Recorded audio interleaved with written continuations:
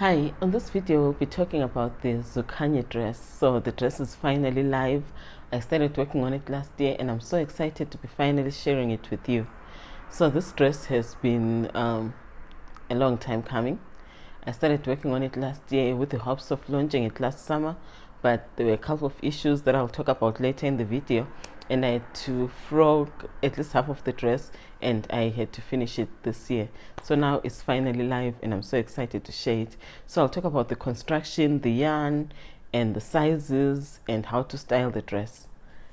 First of all, I'll talk about the construction. I wanted to talk about the yarn, but the yarn will go hand in hand with the styling as well. So I'll talk about that part later. So the Zukhanye dress is worked from the top down. I'll be putting photos up because it's so big and I can't show all of it. So this is the whole dress, and I'm sure you won't be able to see the entire garment.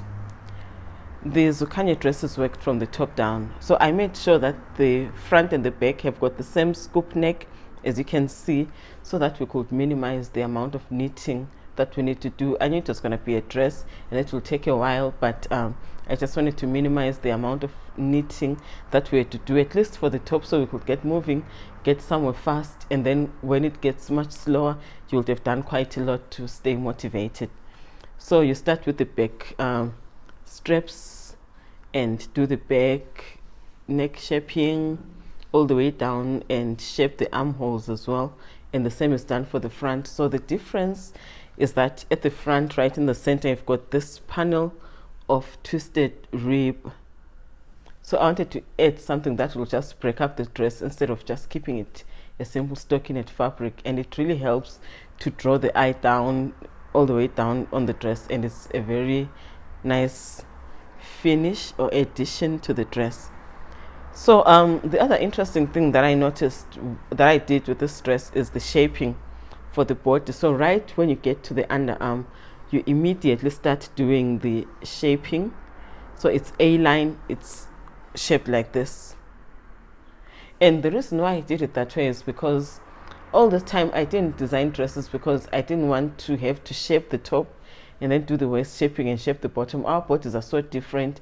There are some people that need the shaping, there are others that don't. The shapes are sort of like, our body shapes are so unique to an extent that trying to write those instructions was going to be very hard. So I wanted to do some shaping that would work for almost everyone. So as you can see, as I mentioned, the most important part of the fit is right here at the top. So the dress is meant to be worn with negative ease of 1 or 2 inches, or even 0 ease if you prefer. This dress that I knit has a 40-inch bust, and I have a 41-inch bust. So on me, it's got 1 inch of negative ease, and it fits comfortably and it fits just fine. It's not too tight, or it's not actually tight, because if I say it's not too tight, it's like it's a bit tight. It is not tight at all. It's quite comfortable. And then the other thing that I did, I'll put up some pictures. Initially, I had just done stockinette edges. I didn't want to do some ribbing. I had just done some stockinette edges, folded over and seamed them. But because this fabric is 100% silk and it doesn't lay flat like you'll get with wool, I ended up realizing, I noticed that it was too bulky and it didn't really sit well on the dress. I had to frog the edging and start afresh and do the twisted ribbing. Regular ribbing also tends to look quite thick, so I didn't want the edging to take up so much space as far as the visuals of the dress are concerned. So I had to do some twisted ribbing. So you're only twisting the knit stitch and just doing regular purls. So I think that's half twisted ribbing. And then on the same edging, I did some surface crochet. I'll be doing a video on that soon to explain why I love it and how I do it. So as you can see, there's this edging here where you pick up the stitches to give this a very neat and tidy finish. I did the same on the armholes as well. So the other thing that is actually, I think, the highlight for this dress are these inseam pockets. As you can see, the dress has got these pockets right here. Let me take them out. So this was my favorite feature and the reason why I couldn't launch last year. So these pockets here. When I initially knit this dress, I was working it and trying it on, obviously. So when I got right to the top of the hip, that's when I did the pockets. So I was trying it wearing another dress underneath that it got similar pockets, that is store-bought. And I started separating, because here once you get to this portion, you have to work the front and the back separately to create this opening for the pocket. And I did that just fine, joined in the round afterwards and started working downwards, knit the dress all the way to the end. But then when I blocked it, the pockets ended up mid-thigh, because silk grows quite a lot, and I hadn't factored that in. So on the instructions, I've clearly stated that when you get to a certain point on the body, before you even separate, block, do a proper block of the dress, so that it can grow, particularly if you're using plant fibers, because you never know what's going to happen. And even if you're using wool, it can also grow. So it's very important that you make sure that the length is right at the perfect spot for your pockets. You need to try that on. Our bodies are different. Some have got a longer torso and others have a shorter torso. So when you're working this section, you're just working in the round, doing increases. And the length here is dependent on your body, not necessarily something that I can give you on the instructions. For me, I did 7 inches from here to this point. So it could be different for the next person. And you have to block before you get to the exact point, so that you don't have to frog back if it gets too long. So maybe you can work to a certain point just before the top of your hip, and block the piece when you know that you've reached the right length. After blocking, then you can separate back and front. So this part works out pretty fast.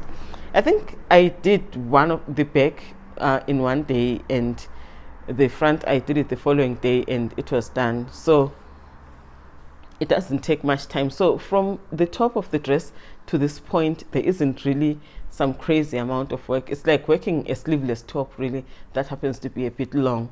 So a lot of work starts here at the bottom when you're working in the round, and still increasing, because you'll still continue with the shaping. So even when you've separated the stitches here, you'll still continue with the shaping, because it has to follow that A line. So A-line, you don't stop because you're working on the open, on the back and the front separately for the pocket opening. You still continue with the shaping and work all the way down. So once you're done joining the pockets, that's when the real work begins. As you can see, it's slanted like this.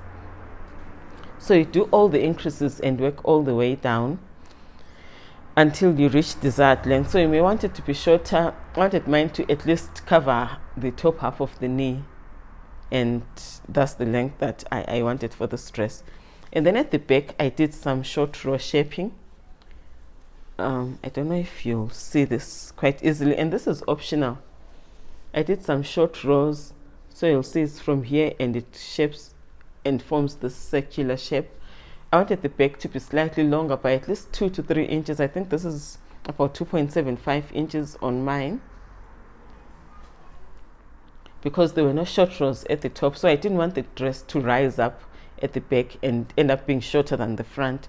So I did the short row shaping, and it may not necessarily happen, depending maybe on the fiber that you're using or on your body shape. You might not need to do that, but I did it, and I really love the way that it looks when the back has been shaped to be much longer than the front. It is not much longer, but 2 to 3 inches longer than the front.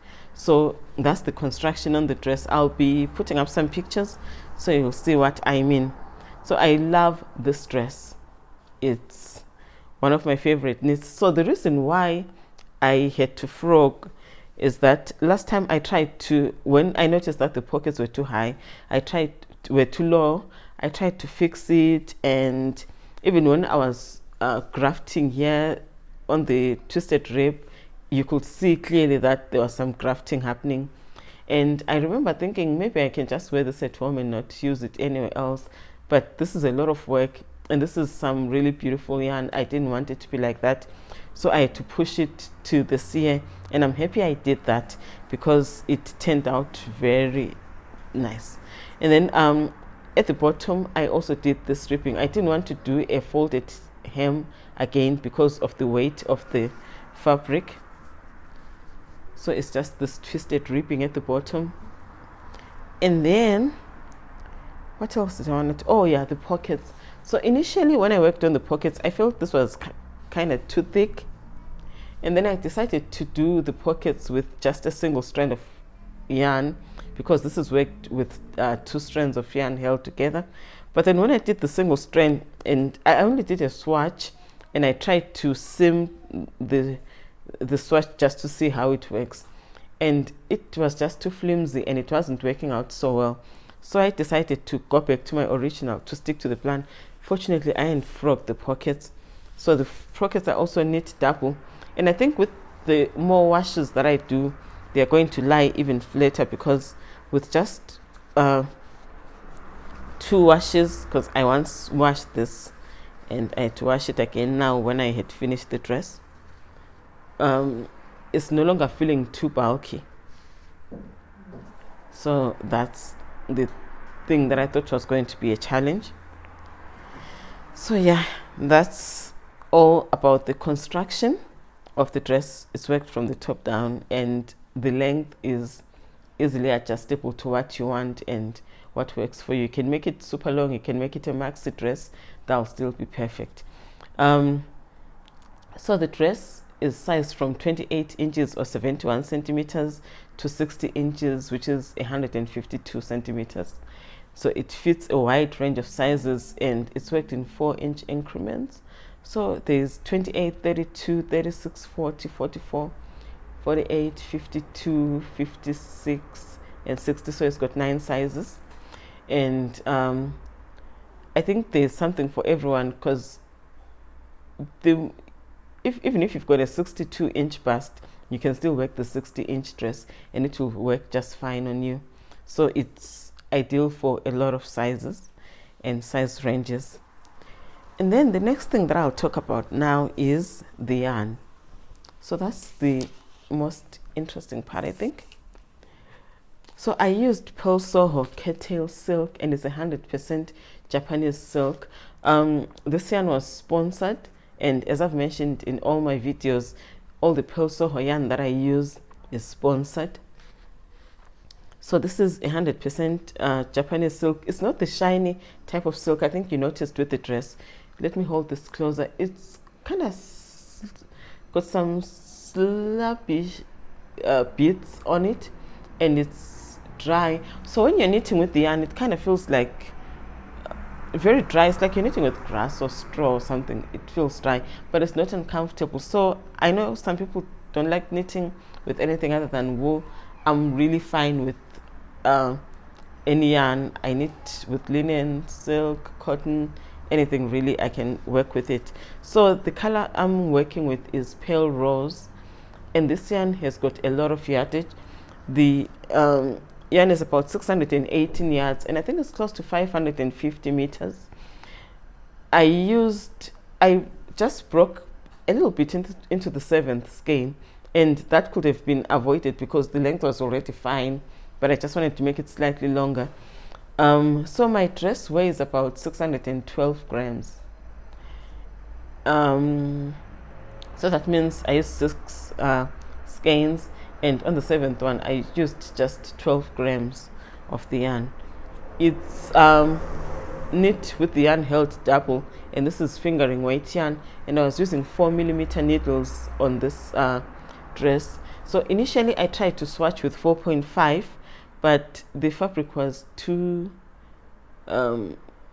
drapey and too see-through, so I had to size down to 4mm needles. So you can knit this dress really with any type of yarn. You can use some cotton. This is 100% cotton by Nurturing Fibers. You can use some cotton. You can even use some wool if you prefer to knit a wool dress, because our climates are different. We have more warm days than cold days in South Africa, but if you're in a different part of the world and you'd rather knit with something that is thicker, because you can wear and style this dress with anything. So you can use that as well, and you can use some silk. Okay, I don't have the skein of silk here, but I've got a piece of knitting that I've started with some silk. So you can work, it's also knit on 4mm needles, so you can use some silk. The ball of yarn is almost finished, but you can use silk for the dress as well. And what else? Yeah, any wool blend or pure wool, it will work just fine. But let's go back to the yarn. So one thing I like about this yarn and why I decided to work with it for this particular design is that this dress can be worn during the day or even as something for a date in the evening or a function or a cocktail party. So for daylight, these light colors on kettle silk will work just fine. So I'll put some pictures for the colors of yarn, and some of the colors that you can use are moon white, it's an off-white. You can use this pale rose, you can use some cherry blossom, some golden oak or willow tea. These are light and very summery colors that you can use to knit the dress. And then the other colors that you can work with actually are darker colors. So with the darker colors, I noticed that you can literally transform this dress from something you wear during the day to something you can wear in the evening and for special occasions. So I'll look at the colors because I've got them written down here. So there's Rose Maida, it's a very beautiful shade that I love. There's Green Velvet, Cerulean Velvet, Purple Sumac, Flower Filled Charcoal, and Kingfisher Blue. So I think these colors will do so well. They are richer and darker, and they've got these interesting speckles. They'll do very well for an evening look. So that's one thing that I loved about this type of yarn. It retails for about $30-something. I'm not so sure of the exact price, so it's a bit pricey, but the yardage is quite favorable for this type of design, because you only need about 7 skeins for the first number of inches, I think up to about 52 inches. Then when you go to the 56 to the 50 to the 60-inch dress, that's when you need 8 skeins, or maybe 9 at the most if you're working the largest size, but you don't go over 8 skeins of yarn. So that's an option that you can try. And for those that prefer working with knitting for olive, the pure silk, it can work just fine for this dress too. So the last thing I want to talk about is the styling. So this is a sleeveless summer dress, and you can just wear it on its own for starters, and some people might prefer to wear it with a top underneath. One thing that I love about styling this dress is actually wearing it with a light jacket. On one of the photos, I was wearing a leather jacket. You can also wear a denim jacket with it. You can even put on a trench coat or any other type of jacket, or a long trench or a shorter one. So it all depends on what you prefer, but you can style it in so many ways. So with all the designs that I'm working on this for this summer and spring collection, I wanted to design stuff that you can actually wear beyond the summer. So this dress is one of those things. I noticed that in the winter, I don't necessarily wear just wool dresses or really heavy dresses. Sometimes I wear these lighter dresses, put on a top underneath and put on a trench coat, and I'm just fine. Our climate at least works for such. And even in cooler climates, I think if you're doing your layering, you can still wear the dress. And like I mentioned earlier, if you're in a much colder climate, you don't necessarily have to knit this dress with a summer yarn. You can actually use a wool blend, maybe with 50% cotton and 50% wool, or you can use 100% wool for the dress if you know you're going to use it more on colder days. So that's the styling options are limited. You can even wear it with a much heavier coat depending on the weather in your own area. I think I've mentioned everything that you can wear this with. So with shoes, you can wear it with heels, sneakers, flats, boots, anything really. And I think I've spoken about everything. So the pattern is available on Ravelry and Etsy. Thank you so much for joining me and for watching this video. I hope you'll enjoy knitting this dress if you're interested in working on it. I'll see you again next time with a podcast episode.